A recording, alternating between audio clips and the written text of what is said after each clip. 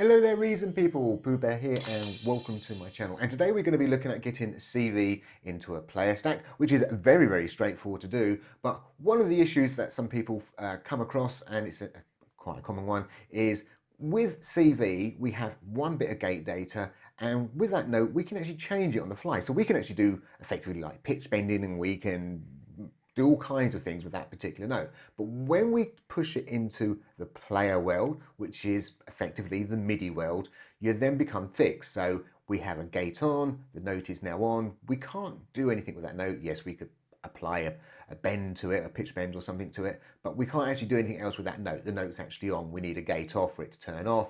Then we have another gate on and say, yes, we're going to turn this note on. And so what happens is if we turn our gate on and we're playing a note, yes, it plays, but then if we actually effectively change our note, which we can do in the CV world, we get what's called ghost notes. So all the other notes are held on. So I'm going to show you and demonstrate that issue, and then I'll show you my very simple quick workaround. I'm going to be using the CV8X4 to give me my gate data and some note data. So it's very straightforward setup. And of course, this player tap could be a combinator or anything else. So first thing I'm going to do is take my gate out and put that into my gate in. Then I'm going to take the note data out. I'm going to put that into my note in. Switch around to the front. I'm going to turn my gate up. And as soon as I turn my gate up, you're going to see, here we go, we've activated down here. And as I turn, actually I'm also going to turn this up a bit more velocity. And as I turn my note up, you're going to see all the ghost notes.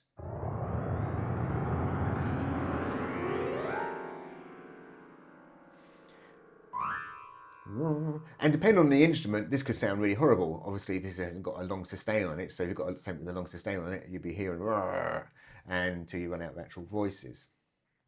And obviously, to clear this, all I have to do is turn the gate off, and it's cleared. Put it on. There we go. Got some more. And if I'm now, what I'm doing is I'm wiggling, but my notes are being played in here, but they've already been activated, so they won't be re-triggered because they're held open until the gate is closed. Okay, so it's quite straightforward. So what we need to do is break out that gate data. So when we go to a new note, we need to say to it, hey, we need to re-trigger effectively that gate. And that's what I'm going to do using the dual CV source, and we're just going to use a quick spider to merge everything in as well. Makes it easy to view. So I'm going to take my gate and I'm going to put it into my CV spider to start with. And I'm going to take the merge out, and that's going to put that back into the gate. So if I was to play what we're doing, it'd work exactly the same. However, what I'm actually going to do is I'm going to take some latch data out of the dual CV source. I'm going to push it back into itself. I've actually set it up so that it's going to send out a -1 voltage.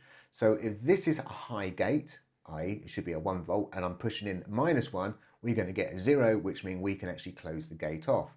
So I'm now going to take that and push that into here, which effectively, by turning this gate on now, because I've got a latch turned onto here, we'll never get any sounds. In fact, we should be able to prove that. So if I was to turn this up and now I was to wiggle this, you can see there is nothing because this is pushing 0 volts into this stack, which is no good. So I'm going to take this piece of data and push it into this latch. This is actually going to clear the latch. So now the gate is open and we've got ourselves a note. But this time, when I start pushing my note up, oh, and we can actually have high velocity. The only other difference with the dual CV source is I've changed the latch type to a rise in there. And it's that straightforward. As I say, what's happening is as I change my notes, it's firing off a -1 volt for a real split second. You know, in fact, it's only probably a few samples,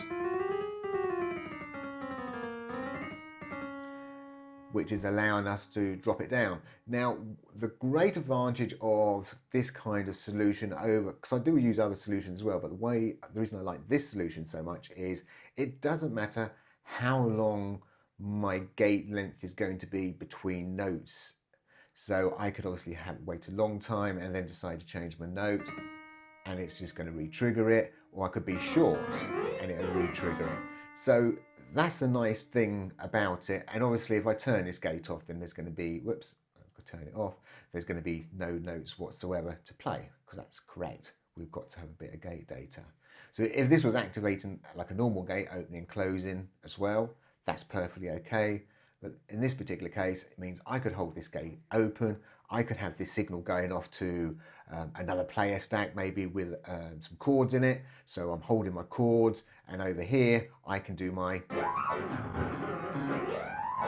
jazz piece. And it's that straightforward. So all I can say is thank you for watching, and bye for now.